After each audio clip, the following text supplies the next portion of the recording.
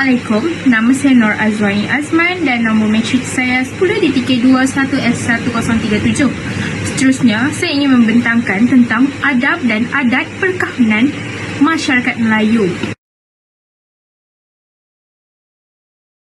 Masyarakat Melayu begitu berpegang teguh dengan adat resam kerana ia dipercayai mempunyai kesan dalam kehidupan. Bagi masyarakat Melayu, adat resam perkahwinan begitu dititik beratkan. Sesuatu upacara dalam peringkat perkahwinan itu akan dijalankan dengan meriah dan penuh adat istiadat. Dalam adat perkahwinan masyarakat Melayu, terdapat beberapa peringkat penting. Masyarakat Melayu. Beberapa peringkat penting dalam adab dan adat perkahwinan masyarakat Melayu ialah merisik, meminang, bertunang, berinai, akad nikah serta bersanding.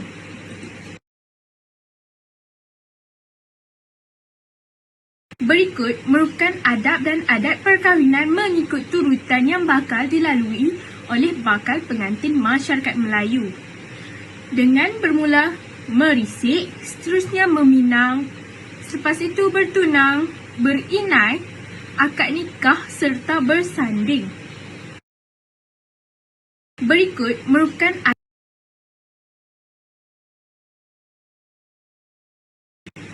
merisik. Adat ini juga dipanggil meninjau atau menengok. Tujuan adat ini dilakukan adalah untuk memastikan bahawa gadis yang dihajati oleh seorang lelaki itu masih belum berpunya. Ini penting kerana dalam Islam seseorang itu dilarang meminang tunangan orang. Di samping itu, adat ini juga bertujuan untuk menyelidik latar belakang gadis berkaitan kemahiran rumah tangga, adab sopan, tingkah laku, paras rupa serta berpengetahuan agamanya. Lazimnya, adat ini dijalankan oleh saudara mara terdekat pihak lelaki seperti ibu atau bapa saudaranya. Bagi pihak si gadis pula, terdapat beberapa kriteria yang perlu dipertimbangkan sebelum menerima lamaran pihak lelaki.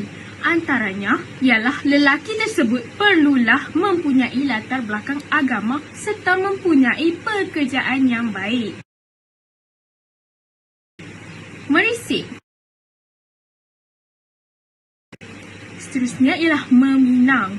Setelah diketahui bahawa gadis tersebut belum berpunya, pihak keluarga lelaki akan menetapkan hari untuk menghantar satu rombongan peminangan. Urusan peminangan akan dilakukan oleh kaum keluarga terdekat pihak lelaki. Adat ini dilakukan bagi menyatakan tujuan mereka yang sebenarnya secara rasmi. Saudara mara kedua-dua belah pihak akan berunding untuk menetapkan tarikh dan masa yang sesuai untuk adat bertunang. Di samping itu, perbincangan juga akan diadakan berkenaan dengan hantaran dan jumlah rombongan yang akan datang untuk upacara bertunang untuk memudahkan pihak perempuan menyediakan persiapan semasa majlis pertunangan kelak.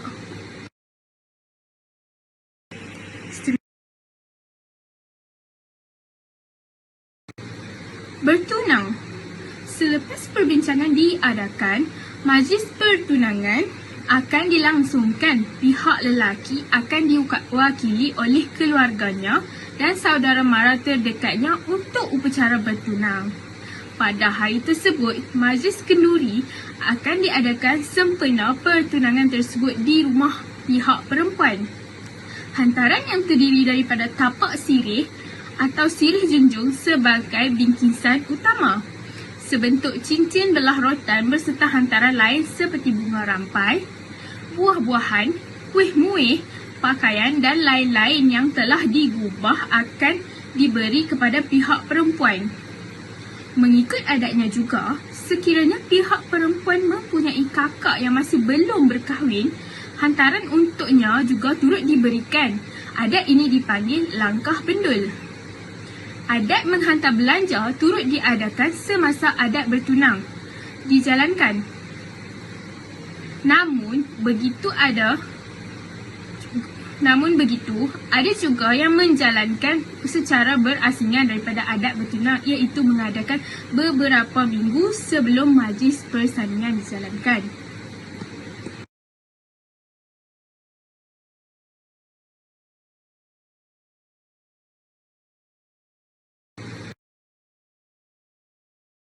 Seterusnya ialah berinai. Majlis berinai biasanya diadakan secara berperingkat.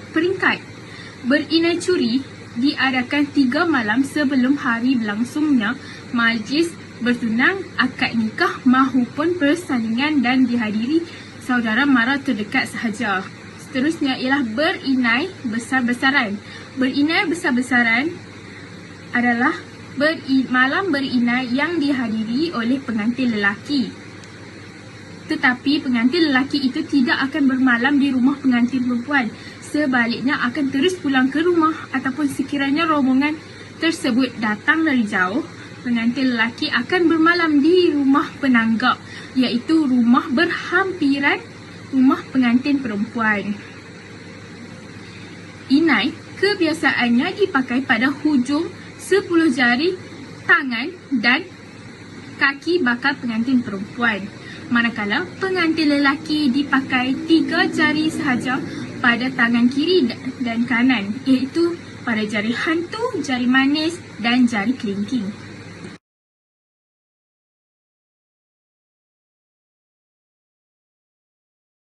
Seterusnya merupakan akad nikah. Akad nikah merupakan satu acara paling penting dalam perkahwinan masyarakat Melayu yang rata-ratanya beragama Islam. Ini bukan suatu adat, tetapi lebih kepada ajaran agama dan merupakan kemuncak kesahihan sesuatu perkahwinan. Upacara ini dijalankan selepas segala perjanjian yang dikenakan kepada pihak lelaki telah dilaksanakan, seperti wang belanja, mas kahwin dan barangan hantaran lain seperti mana yang dipersetujui kedua-dua belah pihak. Akad nikah boleh dilakukan di masjid, di pejabat kadi ataupun di rumah pengantin perempuan dan dijalankan oleh tok kadi ataupun imam. Di dalam upacara akad nikah ini, bapa pengantin perempuan perlulah menjadi wali untuk menikahkan anaknya. Walau bagaimanapun, dia juga boleh mewakilkan kepada tok kadi ataupun imam. Kebiasaannya, majlis akad nikah akan dijalankan di rumah pengantin perempuan sehari sebelum majlis perkahwinan ataupun majlis persalinan diadakan. Pada hari tersebut, pengantin lelaki akan mengenakan baju Melayu dan majlis diadakan menyerupai majlis pertunangan. Lazimnya, sementara menanti kedatangan pengantin lelaki, majlis berzanji ataupun pukulan kompang diadakan. Sebelum upacara dijalankan, wang belanja, mas kahwin dan lain-lain hantaran akan diperiksa oleh Tuan Kadi dan 2 orang saksi bagi pihak perempuan.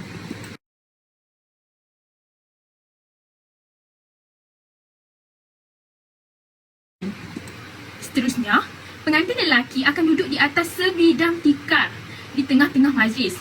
Tok Imam atau Tok Kadi akan menemui pengantin perempuan di dalam bilik atau di belakang sebalik tirai dan bertanyakan sama ada dia bersetuju ataupun tidak dengan pernikahan itu.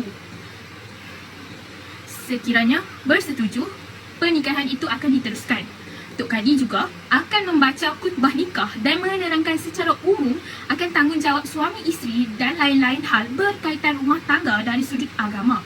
Selepas itu, Tok Kadi atau Imam akan membacakan lafaz nikah sambil berjabat tangan dengan pengantin lelaki. Dan pengantin lelaki dikehendaki mengulangnya sebaik saja Tok Imam menggoncangkan tangannya. Lafaz nikah berbunyi, "Aku nikahkan dikau dengan nama si pengantin perempuan dengan mas kahwin sebanyak yang dijanjikan mengikut negeri tunai." Dan disambut oleh pengantin lelaki dengan lafaz yang berbunyi, "Aku terima nikahnya dengan nama si pengantin perempuan dengan mas kahwin sebanyak yang dijanjikan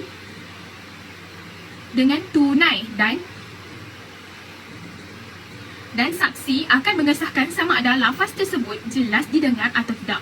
Sekiranya tidak jelas, pengantin lelaki tersebut perlu mengulanginya sehingga saksi tersebut berpuas hati. Doa selamat akan dibaca sejurus selepas itu sebagai tanda kesyukuran kerana kedua-dua mempelai telah selamat diijab kabul.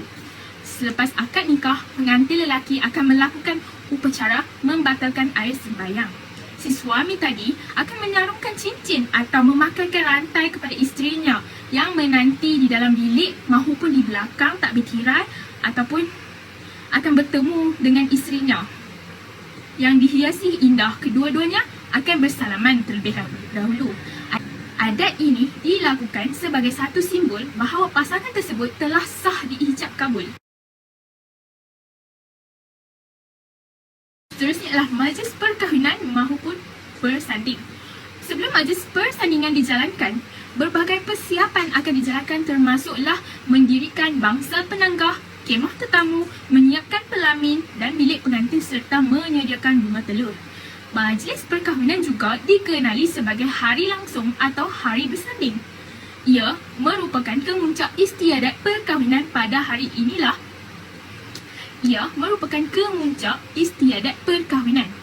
Dan pada hari inilah pengantin digelar Raja Sehari. Pengantin diarak dengan bunga mangga pada hari tersebut. Majlis diadakan secara meriah dengan dihadiri oleh sanak saudara, jiran tetangga dan sahabat handal. Kedua-dua mempelai akan memakai dengan pakaian pengantin. Lazimnya seperti baju songket dan dihiasi indah dengan perhiasan sekali. Lazimnya baju songket dan dihiasi indah dengan perhiasannya sekali. Pengantin perempuan akan diandam oleh mak andam sebelum majlis persandingan bermula. Bagi mak andam tradisional, solatkan pengantin didahului dengan jampi serapah untuk menaikkan seri muka pengantin dan diberikan makan sirih untuk membuang perasaan gemuruh. Ada juga pengantin yang dicukur bulu kening dan dipotong anak rambutnya supaya kelihatan menarik. Adat mengasah gigi juga dilakukan bertujuan untuk meratakan gigi. Namun, adat ini sudah tidak lagi diamalkan oleh masyarakat Melayu hari ini.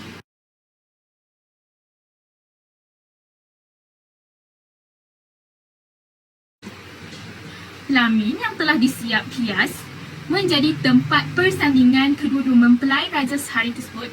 Pengantin lelaki akan diarak dengan paluan kompang dan diiringi dengan bunga mangga dari rumah penanggah menuju ke rumah pengantin perempuan. Kedatangan rombongan pengantin lelaki akan disambut dengan taburan beras kunyit. Pengantin perempuan akan menyambut kedatangan pengantin lelaki dan kemudian pasangan pengantin akan dibawa ke dalam rumah dan duduk di tempat khas yang disediakan. Pada kebiasaannya, persembahan pancak silat atau juga dipanggil menyembah pengantin akan diadakan. Selepas itu, pengantin akan dibawa naik ke rumah untuk adat bersanding pula. Di sesetengah tempat, pengantin lelaki terpaksa melalui beberapa halangan di hadapan tangga, di muka pintu atau di atas pelamin untuk mendapatkan pengantin perempuan. Oleh itu, wakil pengantin lelaki perlu membayar tebus pintu atau tebus pelamin. Pengantin akan bersanding di atas pelamin yang dihiasi indah dan antara yang terdapat di atas pelamin ialah bunga pahar. Semasa adat bersanding diadakan, adat menepung tawar turut dilakukan. Para tetamu dan jemputan yang hadir juga akan diberi bunga telur pada hari tersebut. Berarak pengantin bersanding paluan mengikut paluan kompang. Seterusnya, pengantin duduk bersama sebelum makan seterusnya. Majlis makan berdamai atau dipanggil juga makan beradab dijalankan. Majlis ini hanya dihadiri oleh keluarga terdekat kedua-dua belah pihak. Selepas majlis selesai, kedua-dua pengantin akan bersalaman dengan kedua-dua ibu bapa dan sanak saudara serta hadirin yang datang.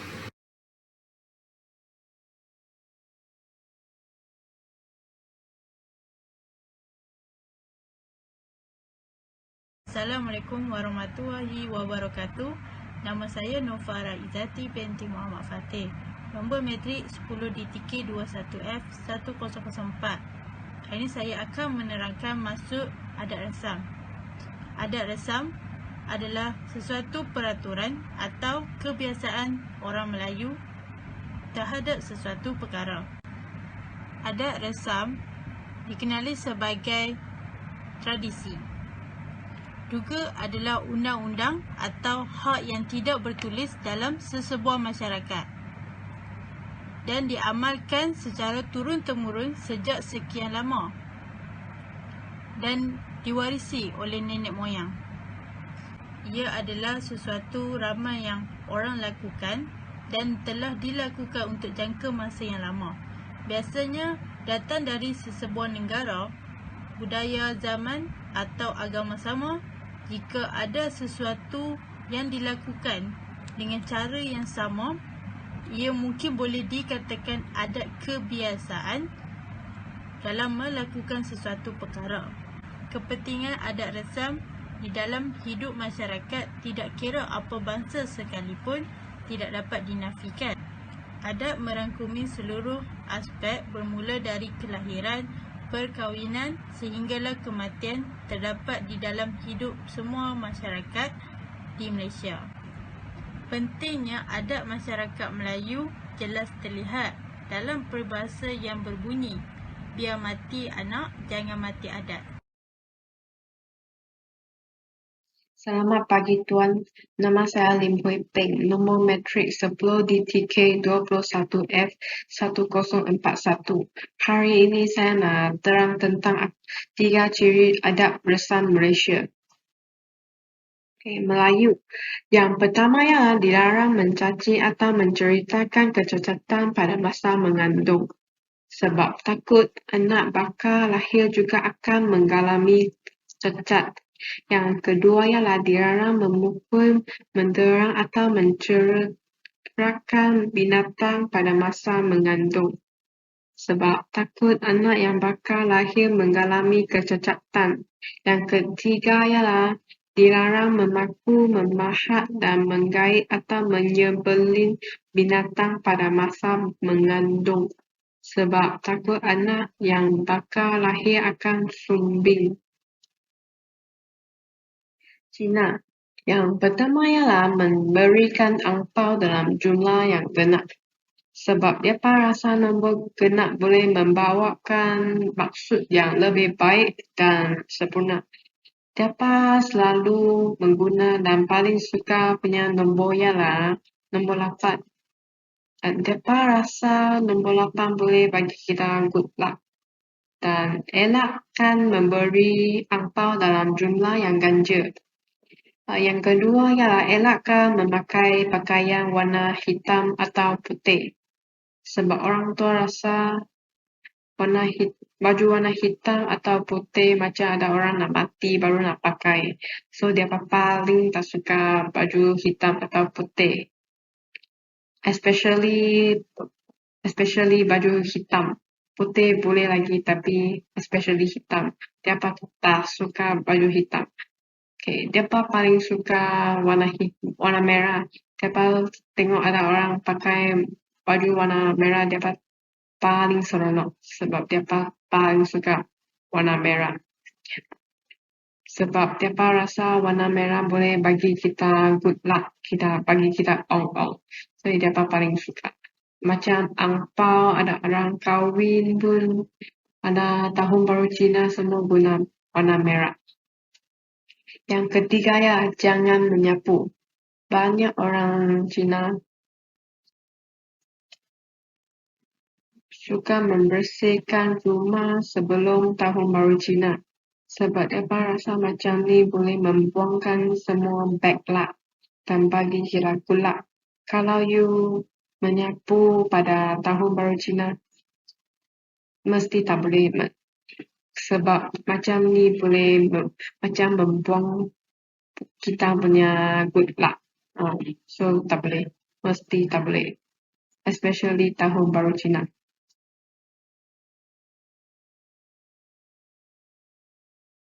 India.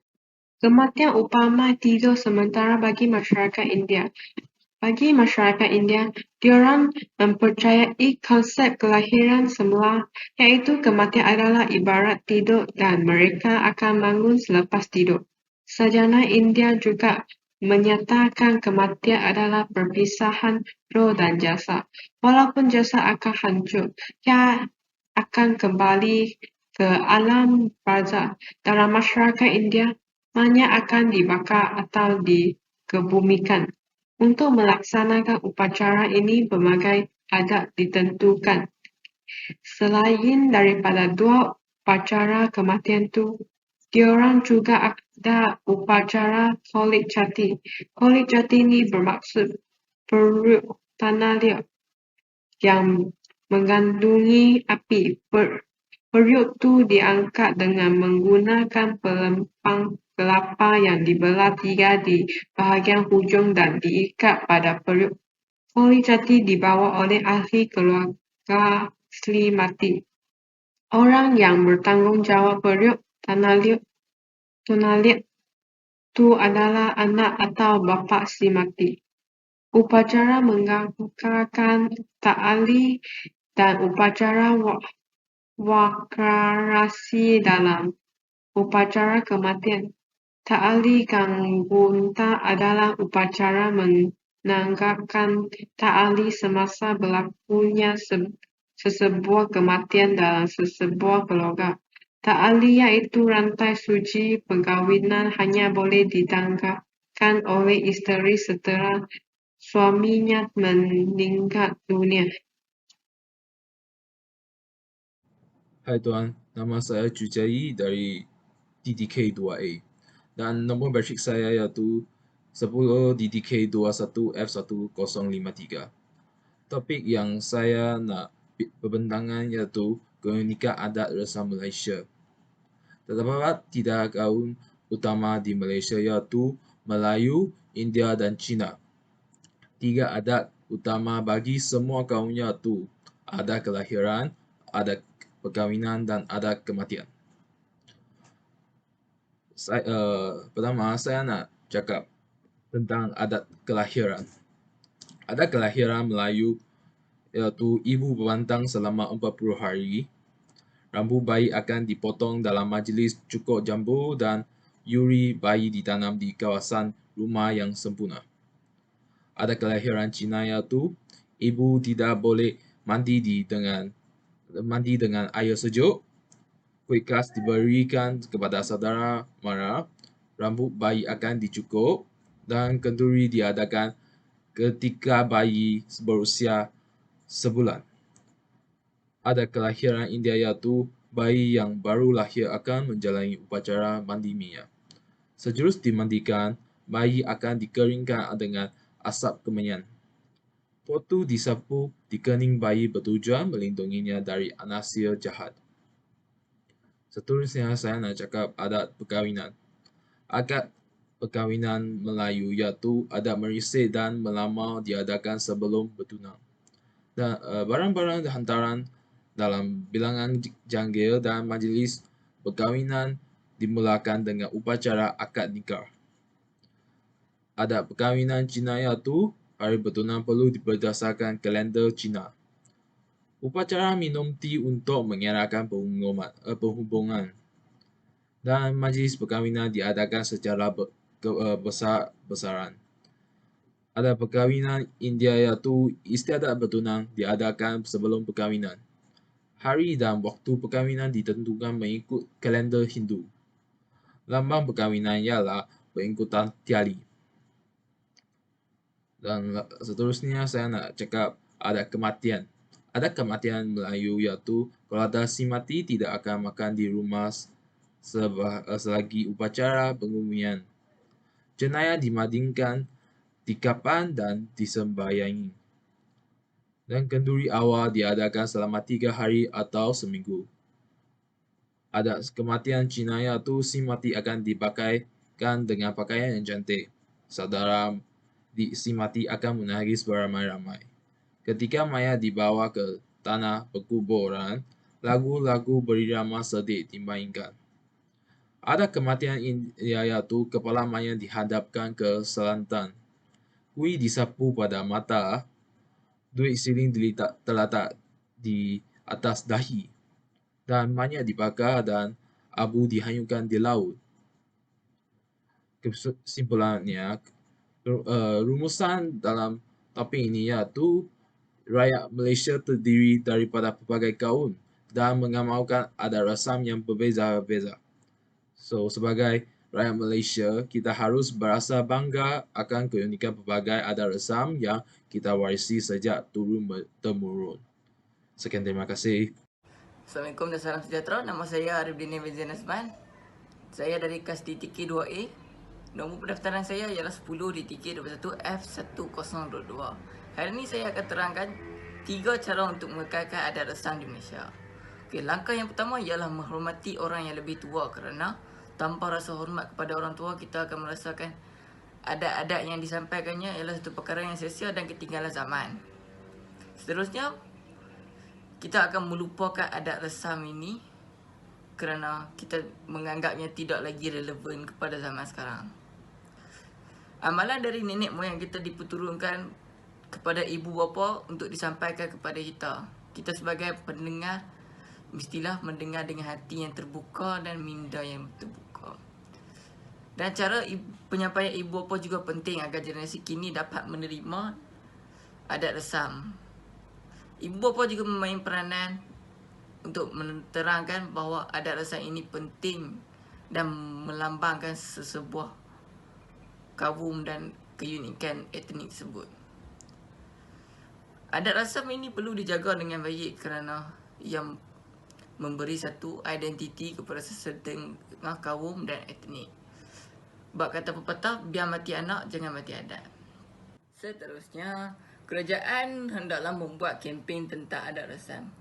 Kempen-kempen yang akan dilakukan oleh kerajaan haruslah secara berterusan supaya tidak jadi seperti hangat-hangat tai ayam.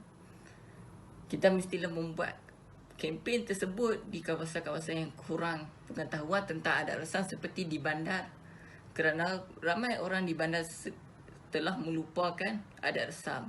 Selain itu, media massa sesuai untuk menyebarkan amalan adat resam kepada masyarakat kita. Pihak kempen membuat menyebar secara di Instagram, Facebook, Twitter. Dengan cara ini saya pasti ramai yang akan lebih tertarik untuk mengetahui tentang adat resam. Selain itu, pihak kerajaan juga boleh mengadakan pelbagai aktiviti yang berkait dengan amalan adat resam.